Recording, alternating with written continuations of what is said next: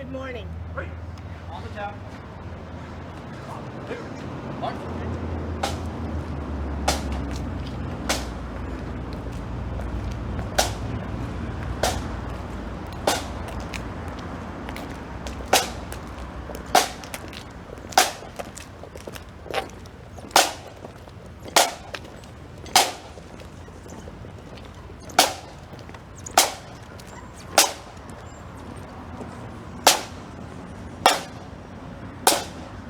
Good morning.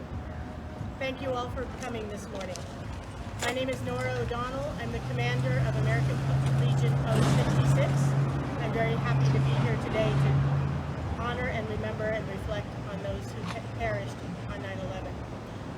There are defining moments in time, events so profound that they change the way you think about things and the way a community or world operates. How we view our place in the world and how we move forward after these events also defines us as individuals, as a community, as humankind. September 11th, 2001 was a defining moment for the entire world.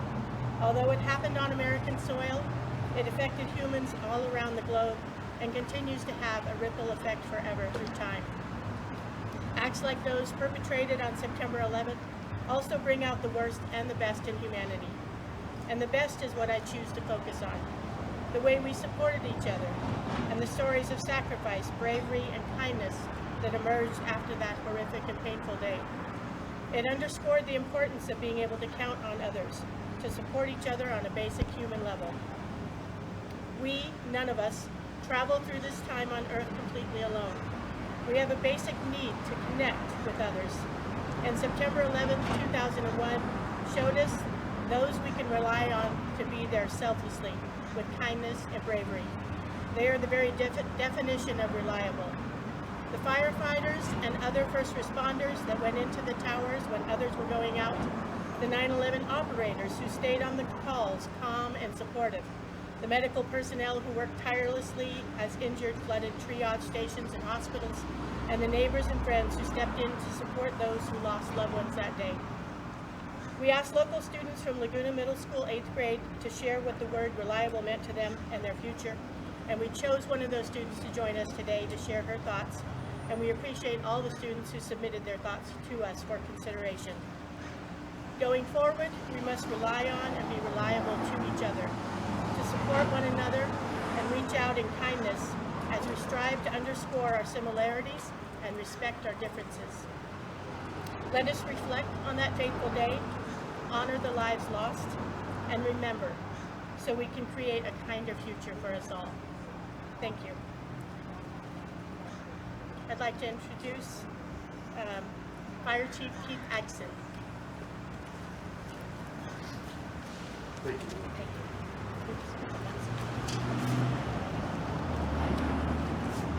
Good morning, everyone, and thank you for being here to participate in our 20th anniversary of the 9/11 attacks. 20 years after our nation was attacked on the events of September 11th, may be fading in some of our minds. But for those of us who spend our lives in service, whether it be law enforcement, EMS, fire service, or the military, those memories of those terrorist attacks that day remain fresh in our minds. The men and women of the San Luis Obispo City Fire Department remember the 343 New York City firefighters and 8 paramedics that were killed that day, rushing into the 2 doomed buildings as everyone else was rushing out. We remember the 23 NYPD officers and the 37 Port Authority officers as well. We also remember the 125 civilians and military personnel that were killed at the Pentagon that day. We remember the 44 civilians on Flight 93, and we remember the nearly 3,000 civilians who perished in the towers and planes that morning. There's a distinct feeling we get as a firefighter certain times of our career. It's that sixth sense that the incident that we're responding to could be the one that could be the greatest danger to us and could create harm where we may not be able to come home. I have no doubt the men and women who responded to the World Trade Center that day had that same feeling, but they still got off their rigs, they got out of their police cars, and they entered that building to rescue people. They had that feeling and they went ahead, many of them to certain death. On the morning of September 11th, Fire Department New York Battalion Chief Joseph Pfeiffer was the initial incident commander in the Twin Towers. In the lobby of Tower 1, Chief Pfeiffer gave orders to arriving firefighters, including Lieutenant of Fire Department New York, Engine 33. He told the lieutenant to take his Engine 33 crew up to the 70th floor to the fire, an order that was carried out immediately. That lieutenant was Kevin Pfeiffer, the battalion chief's younger brother. Lieutenant Kevin Pfeiffer died that day, and his brother, who survived, never saw him again. This is the meaning of sacrifice. This is also the meaning of selflessness, and this is truly the meaning of service. The section of the fallen World Trade Center that stands here in memory and tribute to that horrible day is also a symbol of resiliency for us. It is a reminder that Americans will remember, rebuild, and continue to serve their country in times of need and in times of crisis. 9/11 has been the most impactful day in my 34-year career. Yet the Fire Department of New York continues to serve their community, as well as the New York City Police Department. The Slope Fire Department will continue to serve and be there whenever called upon, and we'll never forget the ultimate sacrifice that was made that day on September 11th. With this, I'm going to introduce Police Chief Rick Scott.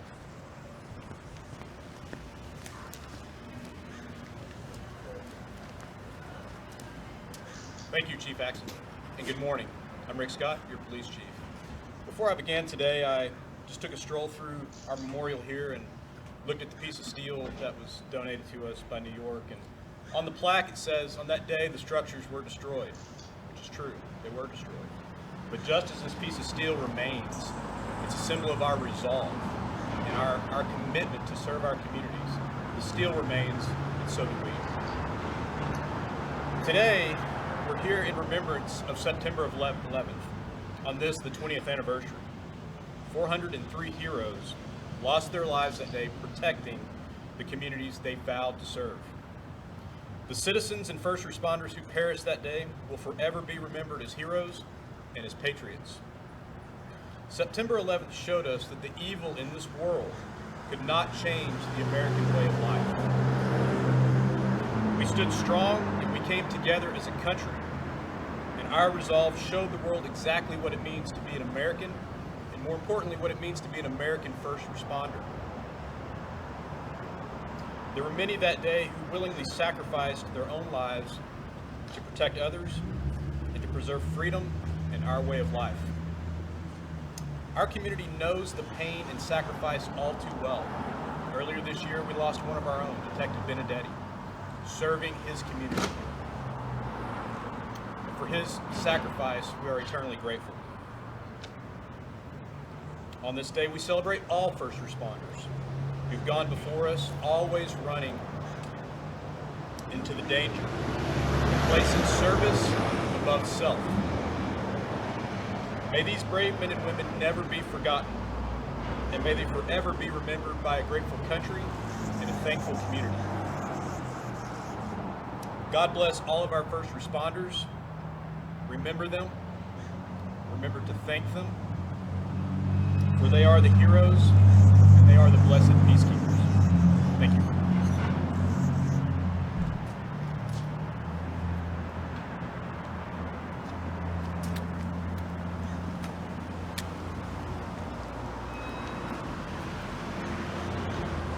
Now I'd like to introduce Ruby Lata from Laguna Middle School.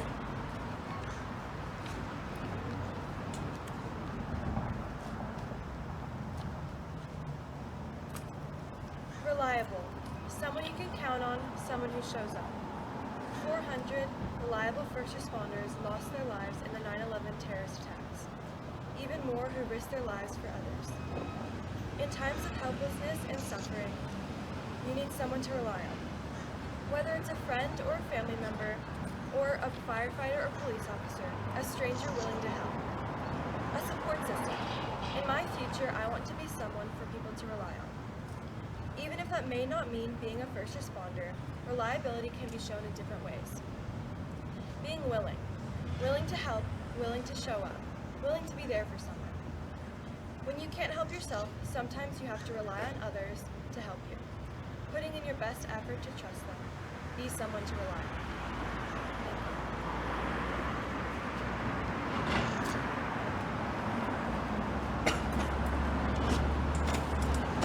The American Legion and the auxiliary to the American Legion support local youth in the area, and we have a program called Boys and Girls State.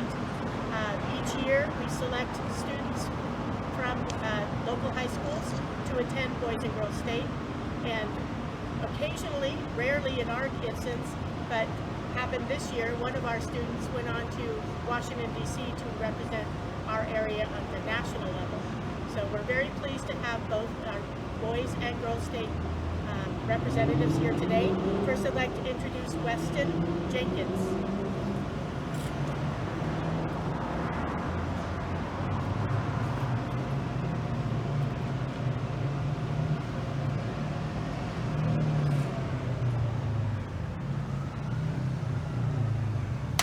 As I'm sure many of you have related to each other, everyone has a story of where they were today 20 years ago. 20 years. I have no such story. I was born after that tragic attack. I've never been in a world without the TSA, world terrorism, never forget. But I have grown in that world which has been built by this nation on the ashes of atrocity.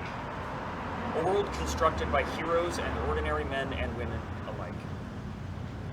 So let me tell you of this world, the only one I've ever known. Growing up after 9/11, I learned of that day in classes and textbooks. I'd never known anyone in the towers, never seen them before the collapse. I was not torn from daily life by a news broadcast, a rumor from a neighbor, a shocked murmuring at work. But I was safe. I did not fear as a child that a reign of terror could come upon me at any moment. Because when I learned of that day, the story I saw with fresh eyes was one of incredible American resilience. I learned of the way that Americans put aside their differences to come together as one. I learned of the way that the American people forged on through the grief and the tragedy, because they knew they had a responsibility to move forward, but to never move on. The world that I lived in was one where never forget was the American takeaway from 9/11, not cower in fear. I learned of the 403 men and women, the emergency personnel who died in that event. Not simply a number or list of names, but a group of heroes who gave their lives in selfless service. Their contributions to the American cause have earned them a spot in the U.S. legend next to revolutionary heroes and Civil War veterans. This is the world I know, a world in which heroes are honored. A world in which future generations are inspired to serve others because they can look upon those exceptional people with awe and say, yes, to be American is to be strong, to be resilient, to never compromise in our mission for selfless duty, honor, and integrity. Those 403 are the heart of America. Despite their sacrifices that day, that heart beats on. And so now our children grow and learn as Americans that all our freedoms and comforts are not guaranteed by convention, but by selfless sacrifice. We the people are resilient. We the people are strong because they were that day. It is from boundless heroism of that horrible morning that we have discovered, young and old, what it is to be American. May we all live our lives in a manner befitting that solemn responsibility we have to them. I yield the rest of my time to those men and women who died that day. Their memory speaks to us louder than any speech can hope to.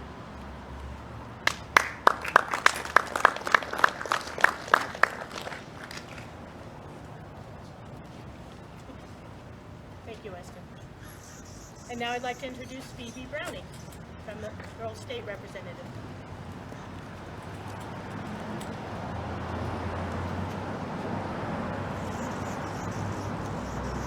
There was a time when I thought that I was the future of America. My mind was made up of hard edges and dualities, trite phrases and absolutes. I spilled over with dedication, determination, and, in my mind, diligence. Every night, I switched on the news and gnashed my teeth at the supposed immorality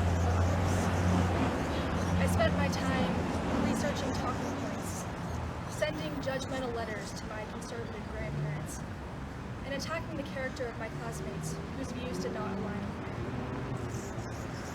This was my conception of diligence, something that is difficult, but not complicated. Once you get over your initial aversion to hard work, all you have to do is sit down every day and get it done. Hard, but simple. And I was winning. As I'm sure you all know, I was wildly off course. In smothering others with my beliefs, I exercised the easiest kind of diligence. The kind that requires little introspection and no fundamental change within myself to achieve. And what did I have to show for it? A long list of people I had alienated, a searing rage eating away at me, and an incapacity to understand others. The reality is that diligence, though an admirable trait, means little when ill-directed. So I proposed this solution, almost more to myself at first than to anyone else. I choose to be diligently kind. Empathy and understanding, so lacking in our hearts and often in our country today, require the highest form of diligence because they are neither easy nor simple. It is difficult to divorce ourselves from our beliefs and speak kindly of the others. And it takes exhaustive persistence to do this all the time, because one slip up is enough to destroy the tenuous relationship we have built. More importantly, however, it is not simple. Abandoning moral righteousness in favor of monotonous respect is a complex and emotionally arduous process, but it is one that we must endure. The smoke from the Twin Towers is 20 years clear, but still, our zeal, our dogmatism, our misplaced diligence chokes and blinds us. Today, as with every year, we reevaluate what it means to be American. And now we face a reckoning, on the brink of destruction not from foreign adversaries, but from our own righteousness. So rather than working diligently towards the advancements of our agendas, our propagandas and biases, we must work to coax a long-neglected culture of empathy back into existence. We are afforded few mistakes because we have all already made many.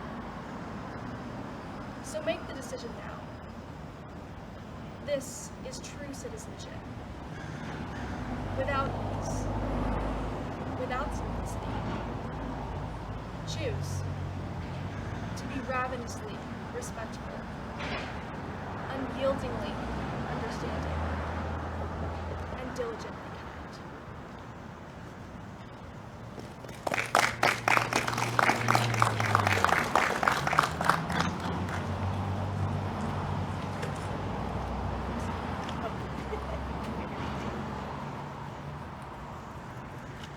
Now I'd like to introduce Mike Emery. He's the president of the American Legion Writers Association, and he has a presentation to make to our students. Can't think of the word. Morning, everybody. My name is Mike Emery. I'm the president of the American Legion Writers here at Post 66 in San Luis Obispo. I'd like to take this morning to present a scholarship to Wesson and Phoebe for their great speeches for Boys and Girls State. You'd like to come up, Phoebe? On behalf of American Legion Writers, thank you very much. Here's a scholarship for $1,000. Weston? Thank you very much. Okay, scholarship for $1,000. Another round of applause. This time I'd like to bring Chief Axon back up for the ringing of the bell.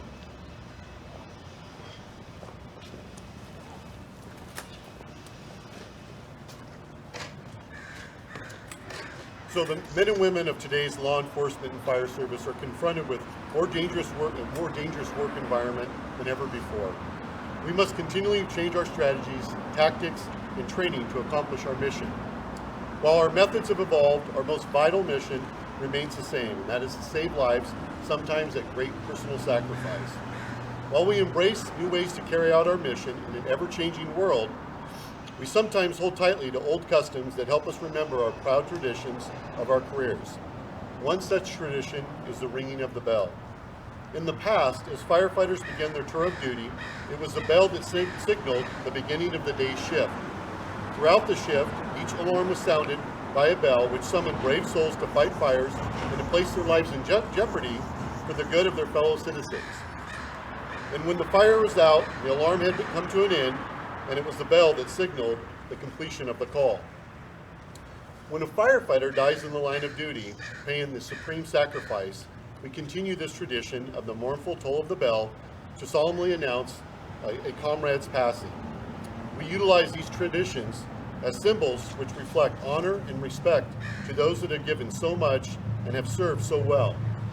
To symbolize the devotion that these brave souls had for their duty and special signal, 3 rings, 3 times each, represents the end of our comrades' duties that will be returning to quarters. Today we honor those killed in September 11th, 2001, and we honor those that have perished since that day, whose lives were cut short because of their response to the horrific attacks. And so in honor of those who have selflessly given their lives for the good of their fellow man, their task completed, their duties well done, their last alarm, they are going home.